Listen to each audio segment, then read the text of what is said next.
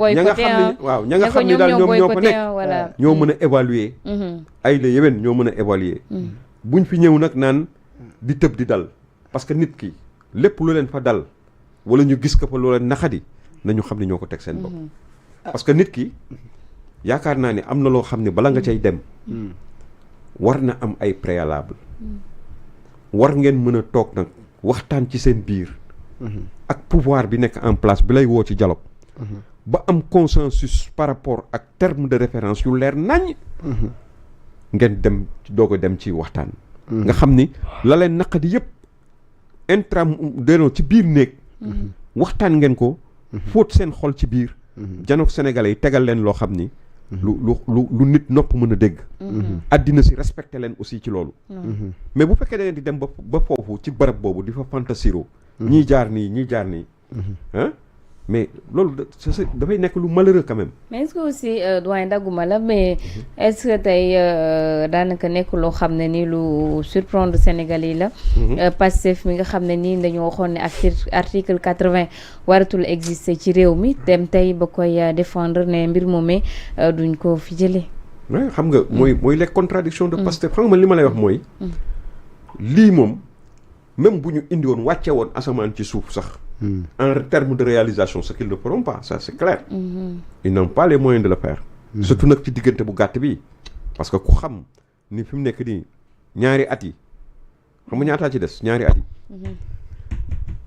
ñaari at yi li ci des. mooy juróom benn weer.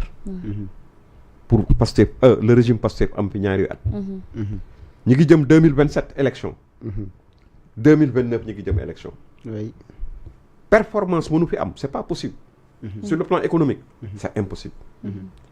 Donc nga boole ci nag yow lépp loo waxoon démb tey buñ ko vérifier dëppoowul ak li ngay jëf mais loolu fan nga jëm noo ciy génne ah boole ci nag waxuma la ak nag nga ñëw bëgg ci boole nag ñi nga xam ne ñoo gën a négatif ci àddina si yëpp ñëw taxaw na ne yow la ñuy soutenir par man am na ñu nga xam ne bu ñu ma doon soutenir bu ñu ñëw du ma dama naan leen man bëgguma ngeen soutenir doy na parce que waaw pour yam foofu rek parce que mën nañoo aussi daanaka applaudir opposition bi gannaaw bu ñu bañee ñu renforcer ay dooley premier ministre loolu aussi na mu tax mën nañu wax ne jéego am na fa quand même mais xam nga loolu ñoom boolewuñ ci woon loolu xam nga problème bi mooy lan moo tax man la consensus la ñu war am dañu waroon waxtaan ba juboo ci dara doog a mën a dem n'est-ce pas mais xam nga ni loolu dañ ko doon njort dañ njort ni ñoom loolu ñu doon wax dëxëñ nañ ci affaire boobu naan les trucs xawma institutionnels ak yu demee noonu mais tey à l'évidence ils se sont rendu compte que ni ñii li leen taxoon jóg li ñuy wax yëpp dara taxu leen ci jóg lu leen tax a jóg mooy renforcer les pouvoirs du premier ministre n'est-ce pas à quelle fin je donne ma langue au chat encore xam nga mais li wóor te wér mooy dégg nga Ayib Daffé bi muy wax qui a parlé au nom de Pastef pas le premier ministre mais c'est Ayib Daffé qui a été escalité pour ça mu ñëw taxaw di menacer gars yi wan leen ne leen ku bëgg nii la ku bañit nii la mais c'est moo tax ma ko tuddee ko man un dialogue de sourds un dialogue de sourds attendons maintenant de voir les conclusions qui vont sortir de ce dialogue wala de ce dialogue voilà ba tey buñ taxawee si cadre yi Alioune Badara Sarr moom nekk cadre Pastef responsable Grand Dakar mu wax que ne ñi nga xamante ni demul ñëpp daanaka mënees nañoo jàpp ne daanaka tas nañ ba pare comme waa APR ak ñeneen parce que parce que jàpp ne ku demul aussi am na koo xamante ni xëy na bokk na si yéen te ñëw na mu nekk la nga xamante ni oui mën nañ ko noter parce que APR am na fa ay responsable yoo xamante ni aussi dem nañ loolu itam naka nga ko mën a tontoo en tant que koo xamante ni xëy na demoo si APR demoo si dialogue bi bokk si APR xam nga wolof Njaay li muy wax mooy kuy sàqami te dara nekkul sa gémmiñ sa bopp ngay naxoo kenn quand tu fais semblant de mâcher quelque chose alors que t'as rien dans la bouche mais tu te leurres toi-même c'est aussi simple quand ils pensent que parti yi nga xam ne demuñu tas nañu ba noppi mais nañu sant yàlla ñoom bon et l'avenir nous édifiera ba xam ndax parti yooyu tas nañu wala déet. est-ce que réussir seen coup non xam nga ils n'ont rien réussi gis nga ces gens là aujourd'hui les gens xam nga APR benn doyen. division du am ci APR man xam nga gis naa benn genre communiqué bu gars yi wax naan woy il paraît que l'APR gars yi dañ doon kii ak dañ doon na mais c'est archi faux. Moi j'étais dans cette réunion, c'est archi faux. L'APR est en mais xoolal motivé. Les gens sont motivés. Tu vois dafa mel ni ñi ngi doog a créer APR. Les gens sont tellement motivés. Il y a des discussions à bâton rompu sur des questions essentielles pour la reconquête du pouvoir. Oui. Les stratégies sont en train d'être élaborées pour reprendre ce pouvoir. Inch'Allah bu neexee yàlla. Il y a de nouvelles têtes. Des gens yu bees tàq yoo xam ni. xam nga en réalité l'APR est en train de se débarrasser de ces scories. De ces scories. Des gens qui empêchaient l'APR d'avancer. Les gens yi nga xam ni gëmuñu woon li ñu nekk. tey aujourd'hui c'est eux qui sont en train de poser des actes. yoo xam ne ñun duñu APR romb na fu muy toogee di épiloguer ci ay nit ñu participer ci ay dialogue. on a déploré. On a regretté et on a déploré. Le officiel lu génn. ci suñu réunion déglu ma rek. c'est important. lu officiel te génn suñu réunion mooy. l'ensemble des camarades. qui étaient présents. dans cette réunion. ont déploré. et ont regretté et déploré leur participation. Ça s'arrête là. léegi nag ñoom ils sont suffisamment responsables les gens qui étaient là-bas. pour assumer seen ay responsabilités. Ils étaient là-bas. C'était des gens yoo xam ni man de bu noon man la du ma fa dem. ñeneen ñi nekkoon ci réunion boobu fees dell ca salle ba. ku ci nekk ci ñoom nee nañu bu doon ñoom la du ñu dem. parce que c'est une discipline de parti qui a été complètement faussée. par combien de personnes. ñetti nit. Il y a le maire de Kédougou. Matar Ba bokk nekkatul APR de fait. C'est clair Matar Ba kenn mësu ko gis. Je n'ai jamais rencontré Matar Ba à l'APR. Et depuis 1 an je fréquente l'APR.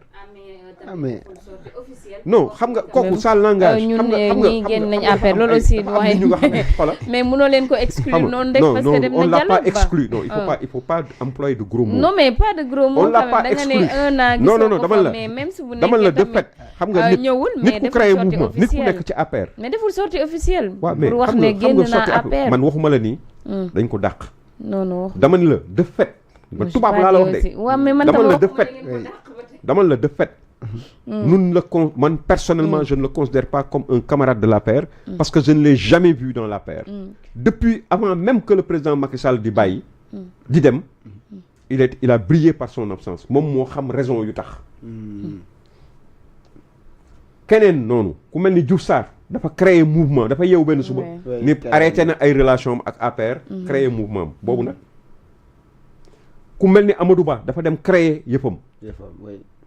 mais créer partem n'est-ce pas Diouf Sarr ak Amadou Ba yëpp kenn wax. kenn moo ci nekkoon APR kenn moo ci nekkoon APR nga xam ne man gis naa ko fréquenté naa ko. et même la semaine d'avant. gis naa ko biir APR. c'est le maire de Kaffrine. Abdoulaye Seydou Sow. Merci beaucoup. mais donc. su fekkee ni yow bàyyi nga le premier ministre. Sidiki Kaba. bàyyi nga Youm.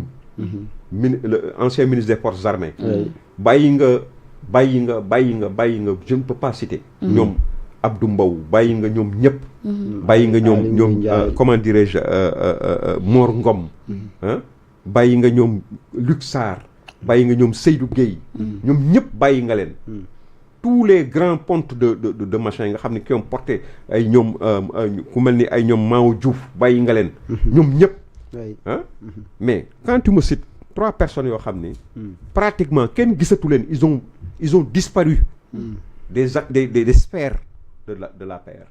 kenn xamatul fu ñu nekk ci loolu. merci beaucoup. du réunion. du conférence de presse. du lenn lu nga xam ne waa APR daje nañu. man mi nga xam ne nouveau militant APR laa ma gis leen fa. depuis 1 an. très bien waaye.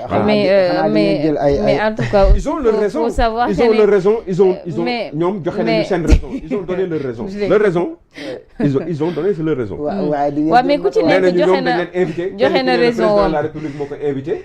parce que dafa amee woon institution. moo tax mu dem.